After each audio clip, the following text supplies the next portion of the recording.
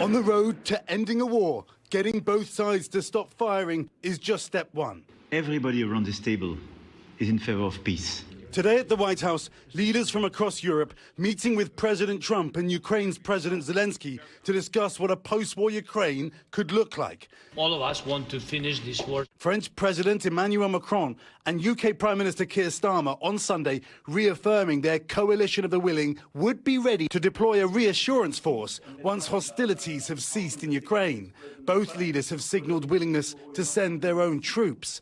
President Trump asked twice today if security guarantees for Ukraine would involve US troops on the ground. Well, we're going to work with Ukraine, we're going to work with everybody, and we're going to make sure that if there's peace, the peace is going to stay long term. They are first line of defense because they're there, they're Europe, but we're going to help them out also. We'll be involved. An international presence in Ukraine could entail what European leaders have called a reassurance force, providing additional security to the country if and when fighting stops along the roughly 600-mile front line. The Europeans would provide some armed forces to give Ukraine an additional sense of security, but not necessarily march along the barbed wire of a kind of a hypothetical front line. Several NATO leaders today saying Article 5-style protections for NATO troops in Ukraine are on the table, though full NATO membership was not part of this round of public discussion. Under Article 5, an attack by Russia against one nation's forces is an attack against all. I really feel that we can, with the right approach this afternoon, make real progress, particularly on the security guarantees, and your indication of security guarantees, of some sort of Article 5 style guarantees. In a statement, a spokesperson for Russia's foreign ministry rejecting the idea of NATO's troops in Ukraine, calling it fraught with uncontrollable escalation and warning of unpredictable consequences. On Friday, Putin warning European nations not to interfere in the peace process. They will not make any attempts to use some backroom dealings to conduct provocations to torpedo the nascent progress. Yet President Trump today saying Putin would make concessions on Ukraine's security.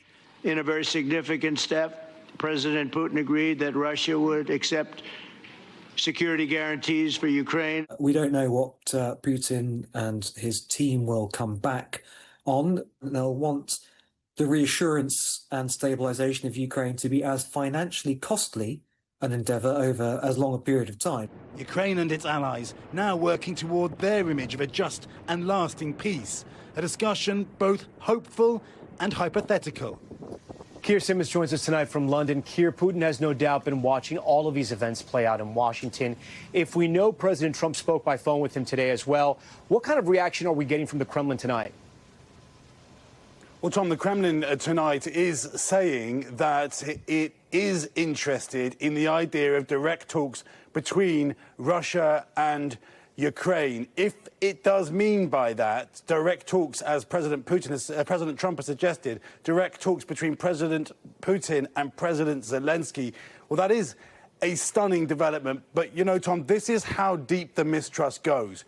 Decades ago, when Ukraine agreed to give back Soviet nuclear weapons during the collapse of the Soviet Union, it was told by the West that there would be security guarantees.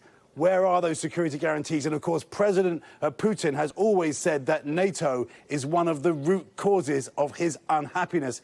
Is he really going to sign up to a security agreement for Ukraine that looks like NATO, even if it's not called NATO? Tom? Keir Simmons, who's been covering all the day's events here at the White House with us all day today. Keir, we thank you. We thank you for watching. And remember, stay updated on breaking news and top stories on the NBC News app or watch live on our YouTube channel.